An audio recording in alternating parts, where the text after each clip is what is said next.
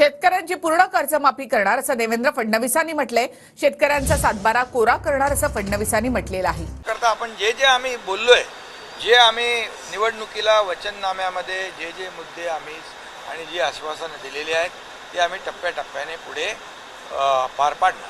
कर्जमाफी संदर्भात महत्त्वपूर्ण माहिती आहे, लक्षपूर्वक बघा। ज्या शेतकऱ्यांनी कर्ज काढलं असेल अशा शेतकऱ्यांसाठी आनंदाची बातमी राज्य सरकारकडून देण्यात आली।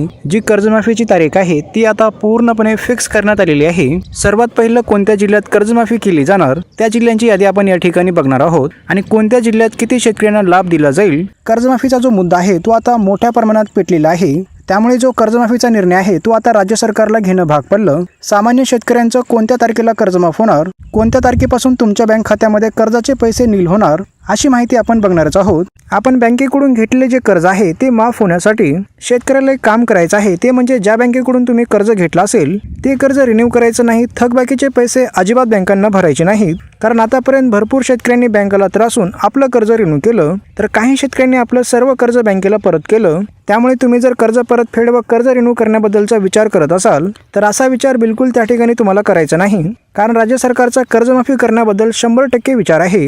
कदाचित जर तुम्ही वर सांगितलेली गलती केलात, थकबाकीचे पैसे भरून आपलं कर्ज रिन्यू केलात, तर तुम्ही नियमित कर्ज भरणारे शेतकरी आहे म्हणून तुमचं कर्ज माफ केलं जाणार नाही। त्यांना सरसकट कर्जमाफीचा लाभ घेता येणार नाही। फक्त रेग्युलर कर्ज भरल्यामुळे सरकारकडून एक प्रोत्साहन अनुदान देण्यात येतं। हे अनुदान सरकार 50,000 देऊ शकतं किंवा यापेक्षा अनुदान कमी देऊ शकतं। उद्धव बाळासाहेब यांचं 2019 मध्ये सरकार असताना नियमित कर्ज भरणाऱ्या शेतकऱ्यांना 50,000चं प्रोत्साहन अनुदान देण्यात आलं होतं। आता त्याचप्रमाणे 2025 मध्ये देखील नियमित कर्ज भरणाऱ्या शेतकऱ्याला महायुती सरकार 50,000चं प्रोत्साहन अनुदान देईल अशी शक्यता आपण सरकारकडे ठेवू शकतो। जवळपास कर्ज माफ झाल्यावर 1,60,000चं कर्ज नवीन कर्ज शेतकऱ्याला बँकेकडून दिलं जातं। आता या कर्जाची मर्यादा वाढून 2 लाख रुपयापर्यंत करण्यात आली, म्हणजेच कर्जमाफी झाली तर शेतकऱ्यांना 2 लाखाचं कर्ज बँकेकडून घेता येईल। त्या अगोदर सर्वात पहिले बँकेची यादी जी आहे ती आता राज्य सरकारकडून प्रकाशित करण्यात आलेली आहे। या यादीमध्ये असलेल्या बँकेचं सर्वात पहिलं कर्ज माफ केलं जाईल, तर ती यादी या ठिकाणी आपण बघणार आहोत। तर बघा, यादीमध्ये पहिली जी बँक आहे ती आहे जिल्हा मध्यवर्ती सहकारी बँक। ही बँक राज्य सरकारच्या विभागाखाली असते आणि विशेष म्हणजे या बँकेमध्ये भरपूर शेतकऱ्यांनी कर्ज थकीत ठेवलेलं आहे आणि या बँकेचा कर्जाचा थकीत आकडा जो आहे तो दुसऱ्या बँकेपेक्षा सर्वाधिक आहे। या बँकेचं सर्वात अगोदर कर्ज माफ केलं जाईल। त्यानंतरची दुसरी जी बँक आहे ती आहे state bank of India. He bank Bharat सरकारच्या नियंत्रणाखाली असते। विशेष म्हणजे ही बँक भारतातील सर्वात मोठी सार्वजनिक बँक आहे। त्यानंतर तिसरी बँक आहे बँक ऑफ बडोदा। ही एक राष्ट्रीयकृत बँक आहे। या बँकेचा सरकारकडे 60% पेक्षा अधिक हिस्सा आहे। ही जी बँक आहे ही भारतातील दुसऱ्या क्रमांकावर सर्वात मोठी सार्वजनिक बँक आहे। पहिल्या क्रमांकावर सर्वात मोठी आणि सार्वजनिक bank state bank of India आहे आणि दुसऱ्या क्रमांकावर सर्वात मोठी आणि सार्वजनिक बँक बँक ऑफ बडोदा आहे। अशा मोठ्या 2 बँका आहेत। या बँकेत शेतकऱ्यांचं खातं असेल आणि त्यांनी कर्ज उचललं असेल तर त्यांचं कर्ज सर्वात अगोदर माफ केलं जाईल।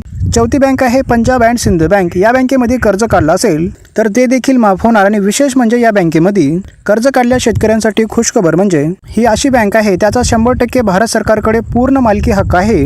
त्यानंतर पाचवी बँक आहे बँक ऑफ महाराष्ट्र। ही एक राष्ट्रीयकृत बँक आहे आणि ही सुद्धा भारत सरकारच्या मालकी हक्काची आहे।